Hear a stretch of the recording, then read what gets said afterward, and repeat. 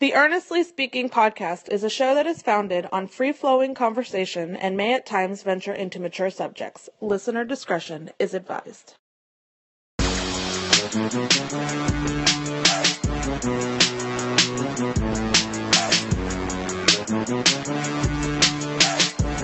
Hey everybody, thanks for listening. This is Matthew. You're listening to the Parallax Nexus.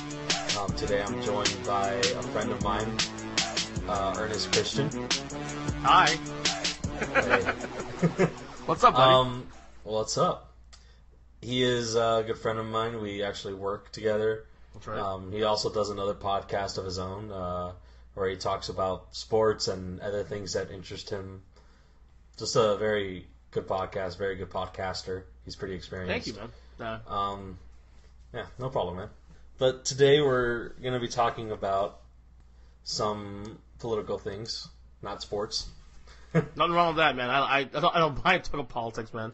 In fact, on my YouTube show, my Periscope show today, I had brought up the because I as you know, I don't know if you heard, but Joe Biden's supposed to announce tomorrow that he's going to be running for president. Yeah. And so I gave my quick thoughts, 3-minute thoughts on Joe Biden, why I think he's the best chance for Democrats to win the White House, but yet his hardest trek, in my opinion, is not beating Trump. It's going to be actually getting through the Democratic process because, in my assessment, I think the Democratic Party it's kind of fractured. It's split in two now. We have very strong progressives, far left progressives. Some will call them leftists, whatever. I'm not into name calling, but whatever. And then you have some more moderate, even I would say conservative Democrats who, while maybe liberal, are very more down the middle of the road. And I think Joe Biden to me resides more in that middle area. I do consider myself somewhere along the middle, but for the most part, I feel a lot more to the left than I used to be, only because the social issues that we're facing these days are so important that we really have to buckle down and get these things done, because it's just we're violating so many human rights and so many things that people deserve to have when they've been neglected and they've been cast aside for so many years. Yeah. But in terms of Biden's possibility of beating Trump, yeah, I mean, he has a fantastic chance of beating Trump as somebody with experience in the White House already. Right. And in politics in general. Yeah, in politics in general too. He's a very stand-up guy. I'm still personally we were discussing this at work the other day. Yeah. But I'm still personally a very pro Bernie, but a lot of people are saying Biden is the guy. He's the one who's going to stand the best chance. And just as it was in 2016, the backlash to Bernie is just as strong. If not maybe a little bit less, just because you don't have the Hillary people trying to crush Bernie so early. The race has barely begun to start. It's hard to really say. Oh yeah, how it's going to turn out, but it's way early. We're not even in the primary season yet. We're literally in the early stages of this whole process. Next year, we still got the primaries and all the other caucuses to come early 2020. But my thing's been this. I've always said that once Biden gets in the race, the Beto's in the race, I think all the candidates that, while it's all cute and all early on, they'll fizzle out later on. Now there's some interesting people I've looked at on this side in terms of on the Democratic side in terms of who may actually sneak in there. Some wild cards. The Mayor Pete Buttigieg is the latest one. Some may even say he's actually taking the air out of Beto's candidacy right now, because he's been getting a lot more press than right now anybody in the last couple weeks. You know what I'm saying? I think I heard the name. I've heard the name. I just don't. Pete Buttigieg. He's the gay mayor. Okay. So yeah. I mean, I'm not. I saw him on Bill Maher a couple weeks ago. He seems like a nice guy. Seems pretty with it. Again, I don't know any of his policies, to be honest. He's I'm not gonna sit there and pretend I know what he's talking about, what his positions are. But when I see a candidate, the first thing I want to see is are you actually, capable of doing the job first and foremost, and then go from there. You know what I mean? So, with the whole upcoming presidency in mind, and with all the stuff going on with Democrat, Republican, it's gotten a lot more vicious over the last, I'd say, 10 years maybe, or about 10 years between the two parties, and the way people debate and the way they talk about political things. What can we criticize, what can we not criticize? Those are very heated topics now, and especially with social media. Well, that's it. That's it. It's social media, and that's the big difference. It's always been politics. Always been dirty. It's always been dirty to some degree. I mean, even back when Clinton was in office, it was dirty. When Bush Senior was in office, and when he was campaigning against Dukakis in '88, Dukakis and Bush had a very nasty. At least a part of their race was pretty nasty at times. It's nothing new. The difference is now with social media. Now you have more access, and you have more opinions out there, whether true or not. The opinions are out there. Everybody wants to be heard, and not listened to. Exactly. A lot of people who didn't have a platform before at all are now, just saying whatever they want, whatever they believe in, whether it's true or not, and whether it's, it's popular or not. They're just saying whatever they believe. Not to restrict them of their right to voice their opinion, but a lot more people are talking than they were before. Absolutely. And you do have the news media also feeding the fire that is dividing us. Yeah, of course. And again, the news media it is my opinion that the media is dangerous too, and in some ways complicit in a lot of the things that happens, because in the end of the day, they care about money first and foremost, and advertisers. And yes, this is why people not to get into the minutiae of things here, but whether you love or hate Trump, CNN seems to be anti-Trump in terms of what they do, what they talk about on the telecast, and yet you can argue CNN gave Trump so much free press, so much free publicity on their platform in 2016 during his campaign sessions, that you can make an argument that CNN is just as complicit, if not more, of getting Trump in office than almost anybody else. Yeah, and it's the same factor we're seeing right now also with AOC and the coverage that Fox is giving her. It is nonstop. The obsession is crazy, though. It is nonstop. These are grown adults, married, obsessing over this.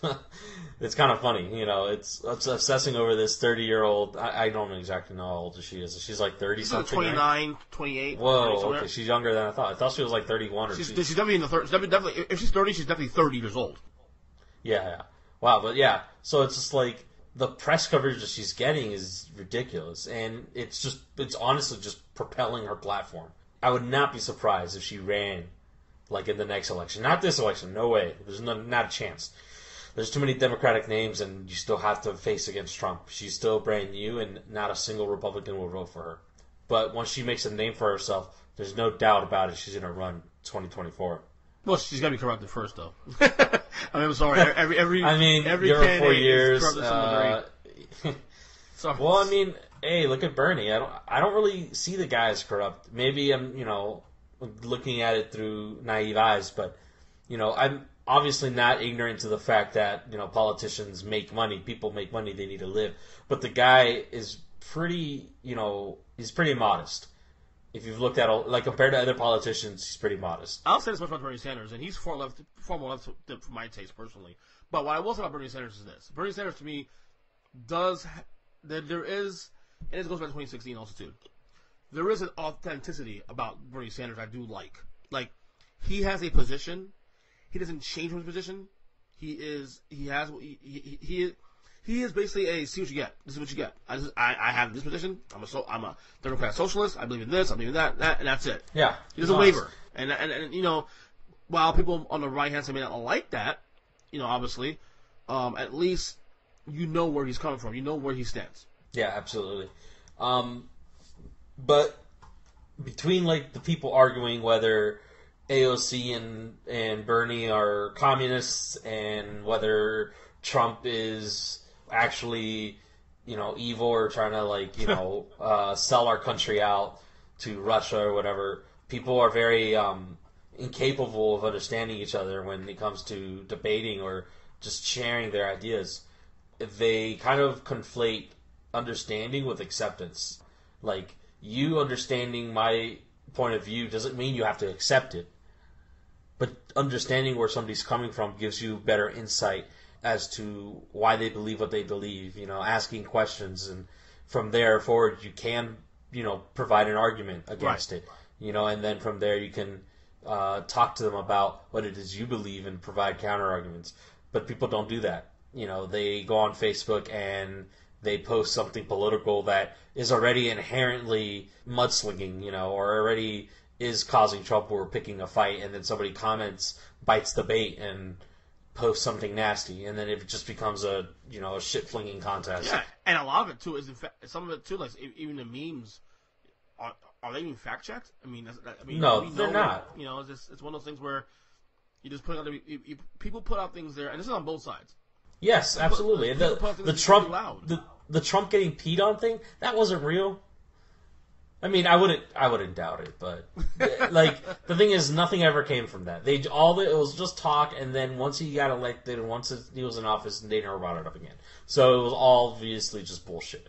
But from both sides, yeah, exactly. The falsehood spread is ridiculous, and the way they portray some of these politicians is ridiculous. All the AOC memes you've seen, the Bernie memes, the Obama, the Trump memes, the Pence memes. I love meme culture, and I get a good laugh out of a lot of these. I love some of these, man. But it's just at the end of the day, it's just a laugh. You can't take it for a.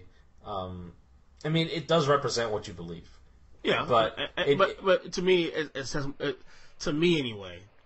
The memes do say more about the person posting it, not the person they're talking about. And to me, and I would like to think people do care about how they're perceived, and that's it's a very dangerous slope to go on. Posting all this stuff, it reflects on you really in the end.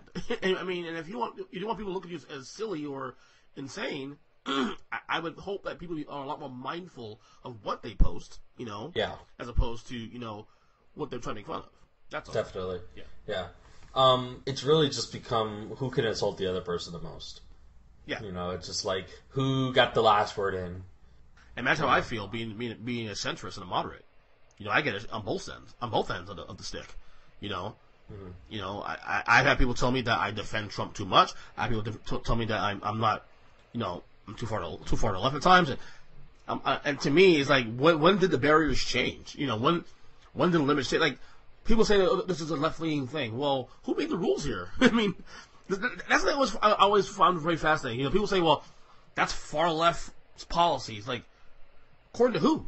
You or them? I don't know. I think the situations have gotten, you're either very far left or very far right.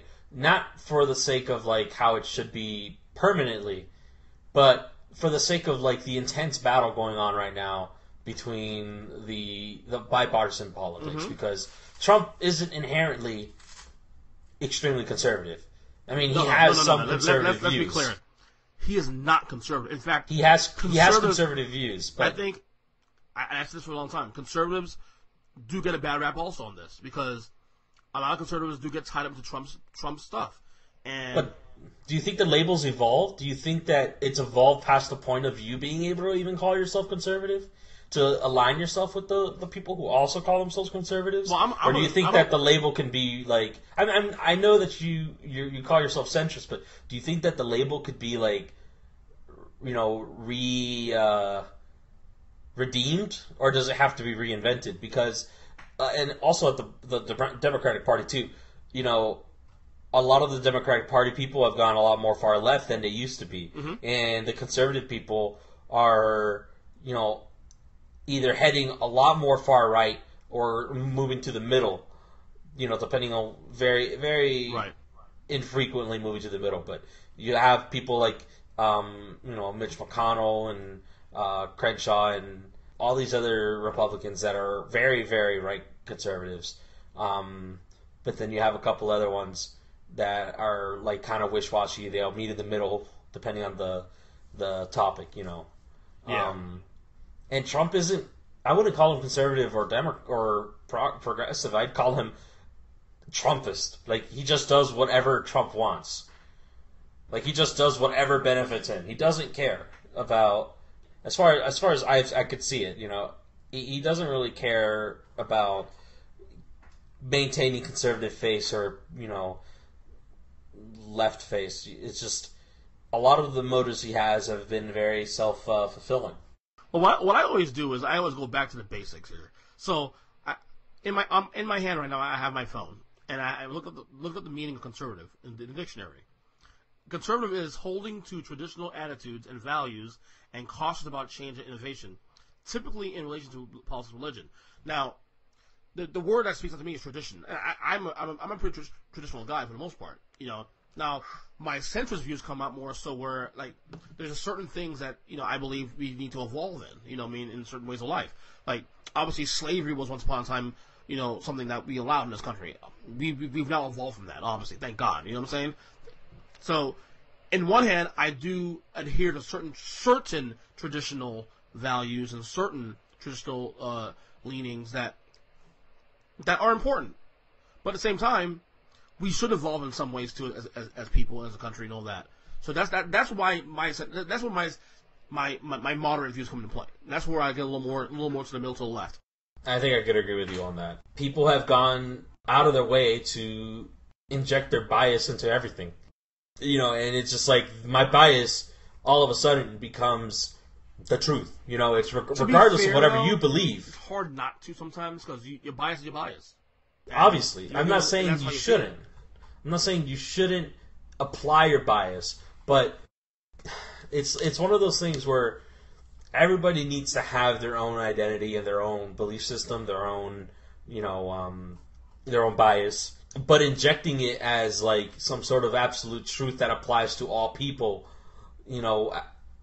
objectively is not true. So, like, for example, we could say that the dinosaurs exist and the Earth is round. That's all true. That's objectively true. You cannot argue any of that. Right. Right? Mm-hmm. But subjectively, Jesus was a Messiah and the Son of God, and the Dolphins are going to win next year's Super Bowl. That's subjective. That's not true. To everybody. But to, like, say you and me, let's say we're both Dolphin fans and we're both Christians. You and me might believe Jesus is the Son of God and he was real and, he'll come back again and Christ is risen. Right. And we also believe that the Dolphins are going to win next year's Super Bowl. But that doesn't mean it's true for everybody. Well, let's be clear. Dolphins are going to be terrible next year. So I don't know sports. I just picked the team. But when I was writing it down. Yeah, but they're going to be terrible. They might be the worst team in football next year. That's not even a joke. Hey, maybe my Broncos stand a chance. I don't know, man. We'll see. But do you understand where I'm getting at? Maybe I'm not relaying it right. I completely agree with you. Subjective, yeah, absolutely. I don't think people's bias should reflect on policy that affects everybody. Right, and I think that's where I draw the line. Is that if your policy, is something that's influenced by your own bias or your constituents' bias, I don't know if that's like the right way to go. Right. And another dangerous thing too. I think my mom brought it up in a conversation last week with me when we were talking over to her house about the fact that if you're conservative, you're Republican. I don't subscribe to the idea that because I'm this, therefore I'm in this box, and vice versa. Absolutely not. Yeah. I can't stand that crap. I can't stand that people tie in my political leanings with my religion, if you will. I would say conservative has a lot to do with your faith and everything else too. I don't like that. I've never liked that. I never will like that. It's a dangerous precedent that's been long set for years. I think religion should affect politics and policies because that affects everybody on a global level or on a national level.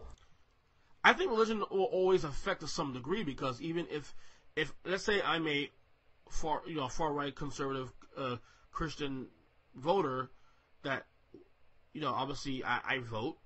What do I want? What things do I think that policies that I agree with? It's always going to be an influence no matter what. There's no way to stop that because it's the same way on the liberal side as well too. People are going to vote based on certain biases.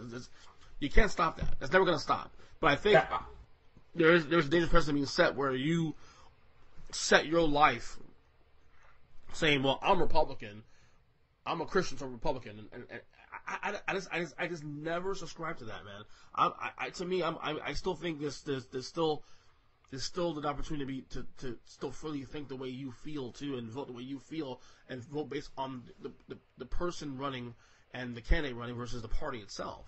Yeah, I mean, labels really just restrict people more. Right. They put you in a box. Right. So, like, you say that you're Democrat, rich, and Christian. It confines you to a box, puts you labels on you, and, it kind of forces you to go one way. Mm-hmm.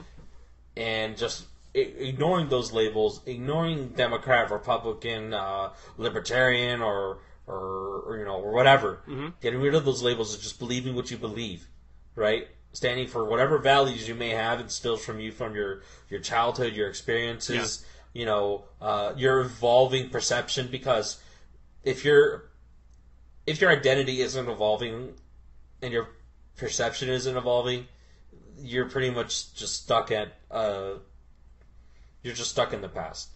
That's how I feel personally. Right. If you're not always evolving and you're not always subjecting yourself to new ideas or new subjects, you're not evolving at all. Right. And you're not actively pursuing further, knowledge. And I think that's a problem too, because you'll have people who are voters who refuse to learn something from the other side. You have Democratic voters who refuse to learn something on fiscal policy from the other side that they've done right for years. And you have Republicans who refuse to learn anything from whatever the last 20 years have shown us, 20 plus years have shown us on, social policy and the evolution of personal freedoms and civil rights. You know what I mean? Mm-hmm. And they are still to this day, pushing like 70s era legislation, 80s era legislation. It's ridiculous, People should vote not based on that guy's Republican. I'm going to vote party line because, screw that guy on the left. No, you should be voting because you stand for this. You stand for A, you stand for B, you stand for C. Well, I'll tell you what, my voting record reflects that, at least mine anyway. Admittedly, I was Republican for a long time until 2007. Growing up in a church, of course, obviously that a lot of influence on that. I progressed a lot as an adult. As I got older, I've started to see certain things in the world and based on what I think and everything else. A lot of views I've reversed course on. Growing up as a kid, I was pro-life. Now I'm pro-choice. Not necessarily because I believe in abortion, but because I believe in the woman's right to choose. I mean, don't get me wrong. Don't get me wrong. Abortion is never an option for me. I have two wonderful kids, 2 boys. Never thought about having an abortion with my kids ever. But I think there's something to be said about having, the woman having the right to choose to do with their own body. And let me just say, nobody on the face of this earth, unless you're just a sadistic, sick fuck, believes in abortion. But that's what's my position too. It has to be an option if you literally don't want to die giving birth, or if you literally can't afford to have a child, right? And you don't want to go through the medical procedure, and you don't want to go through the hospital bills because you can't actually afford to birth a child. It also depends, too, also on when you're doing it as well. I think the biggest question is when. Oh, yeah. I think anything after 8 weeks is enough. You can't be doing that. 8 weeks is too much time. It's too much time wasted. Like, if you're going to abort a child personally, I'm not even for this stuff, to be honest with you, either. But if you were going to do that, yeah, it has to be as early as possible in terms of when the baby's growing. Like I would say before 8 weeks, and even then it's even a stretch in my opinion. I personally disagree with that, and it's not based on my it's not because I think it's like I said before. Not like I think I agree with abortion or destroying a fetus. Right, agree. But it's like you don't know what extenuating circumstances exist. You can't put a general spread damper on something and saying this is where we draw the line no matter what the circumstances, because you can't know that after 2 months pass, you pass the 9-week period, that person loses their job, and for the foreseeable future, they cannot get a job and earn an income. They no longer can afford to keep that child. What about adoption?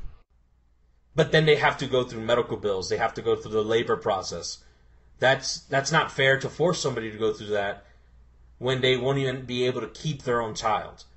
Not that they don't want to keep their child, but they can't afford to. This is also why they have to give away the child. This is also why I believe, and not to get all like, old man, get my long guy, and not in traditional, but this is why I believe, look, I think responsible sex is still something we need to be preaching to our kids going forward. Some would say maybe sex waits till marriage. I mean, maybe that's a little bit extreme, personally, but that's hard to really uphold that, to be honest. Feelings are feelings, and that's just that.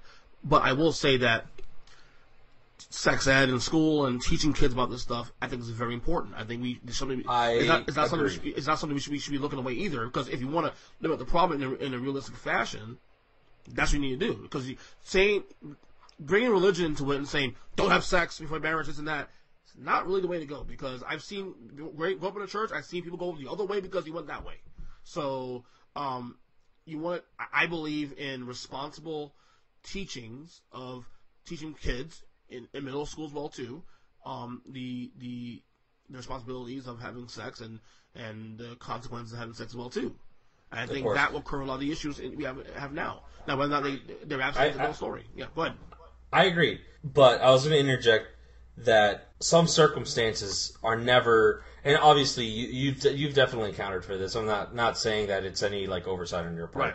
But like there are definitely situations where it's not consensual sex, where the person's forcibly rape, given a child. And I agree with the abortion there at that point too. But I also believe that if you're going to do that, and you know that you're pregnant, don't wait till maybe it's 20 weeks old. Yeah, I mean, this is a whole like this is a big rabbit hole, like huge. So I mean, I would leave what we've discussed like there as a blanket statement, and I definitely want to come back to this topic on another day, where we could just delve just straight into it, talk about examples and all the statistics and stuff, and especially with the whole laws that were being passed recently, the discussion about that in New York and whatnot. Right. But because I mean, I could go and talk about this for a while, as can you.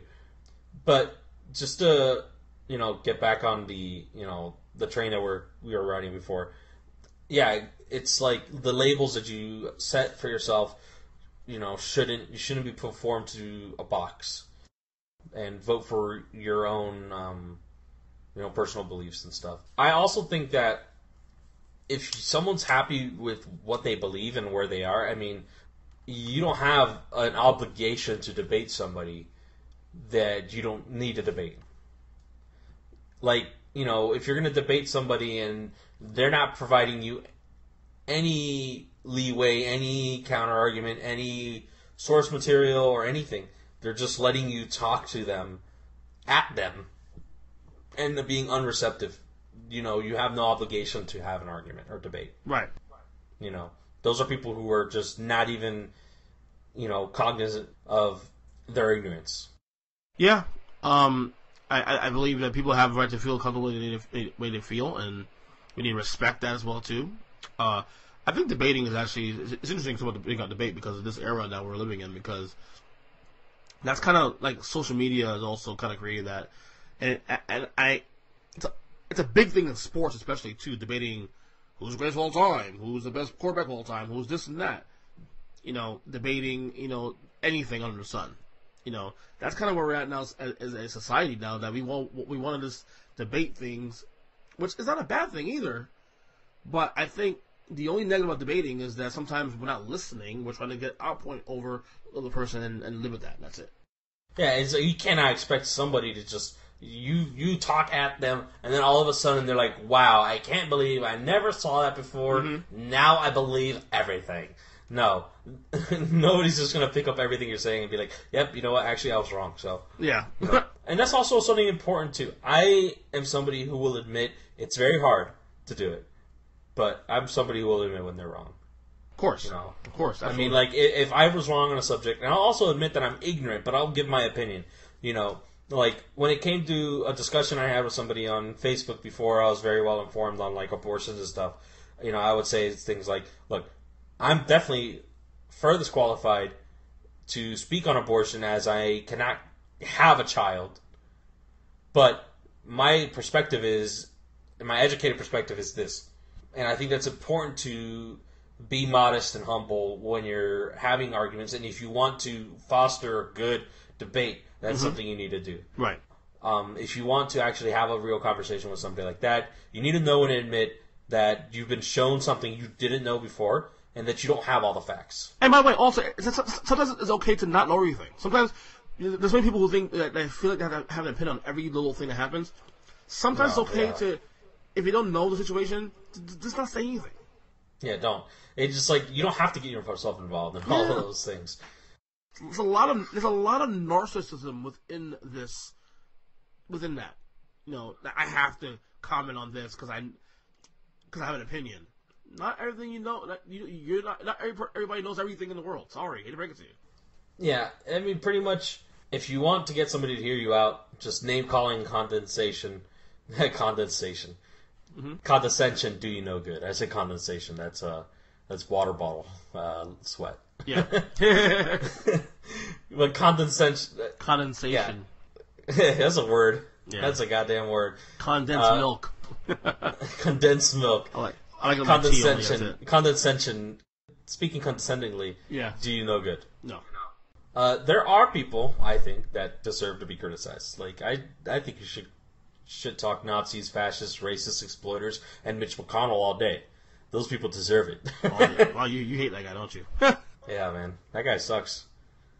Not a fan of his myself. I mean, he could be a Democrat. I wouldn't like him either. No. That guy, I don't think he has a Democratic bone in his body. No.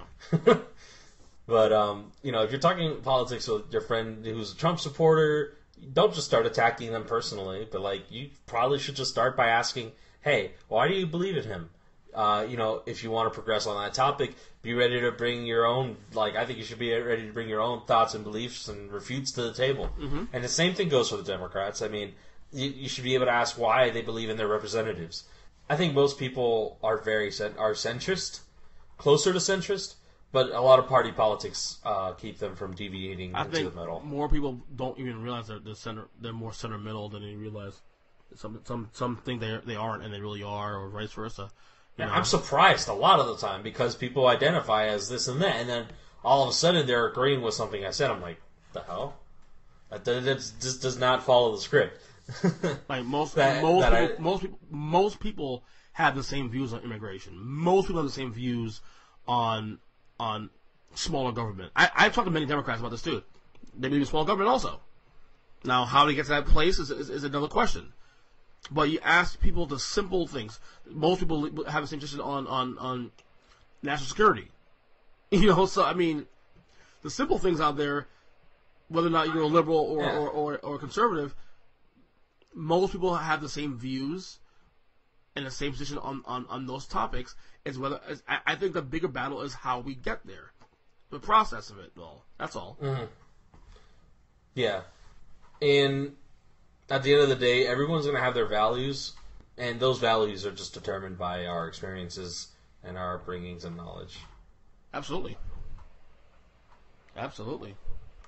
And regarding, small government, I'm for it. Me too. I believe in small government, but at the same time, I think it's important to have regulation.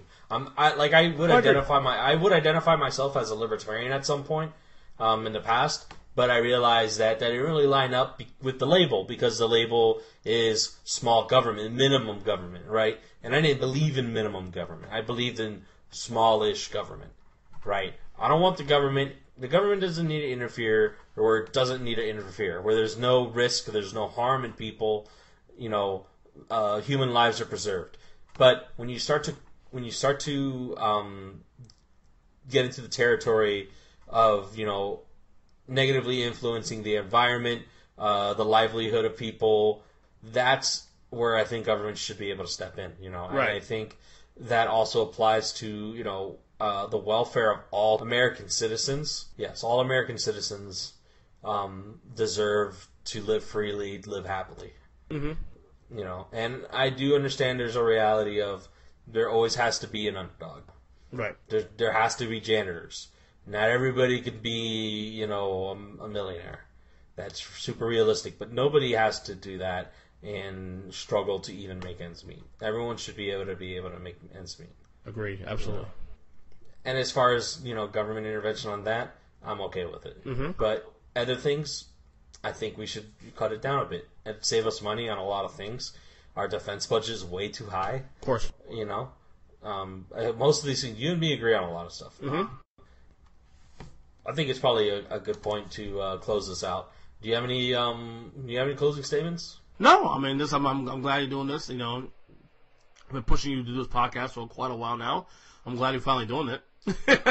Thanks. And you did good. You did good. You moderated very well. You moved the show and everything else. I mean, I know you were nervous initially, but nah, man. At the end of the day, it's a conversation, man. Yeah, and that's what I like having. I want to have conversations like this with other people. I want to be able to bounce my thoughts on theirs. Just have a cool conversation like you just had today. Yeah, we ain't trying to be fancy out here. Come on now. Maybe I felt a little bit rigid today. That's because it's my first recording with another person. Mm-hmm. I do always enjoy having a conversation like this with you. I know Ferris wanted to get into the conversation. Shout out to Ferris. All he'll talk about is Queen, though. He'll talk about Freddie Mercury and the greatest of Britain is a Queen. That's it. No, I'm joking. Freddie Mercury! No, I'm kidding. I would love to have him on here. Well, I didn't get him on my show, too, anyway. I own a podcast anyway at some point, so maybe I'll... okay. Maybe sooner or later. All right. Well, thank you for talking with me. Of course. It was a great episode. We got a lot of things to talk about. And, thanks for everybody listening. And what were you going to say? No, we'll do this again in the future, definitely. Absolutely. Thank you for everybody listening. Keep on tuning in, checking up. Hopefully everyone liked it. Give me your criticism, your feedback. Let me know if anything you'd like to hear a subject on, and I'll get to it. Thanks. Got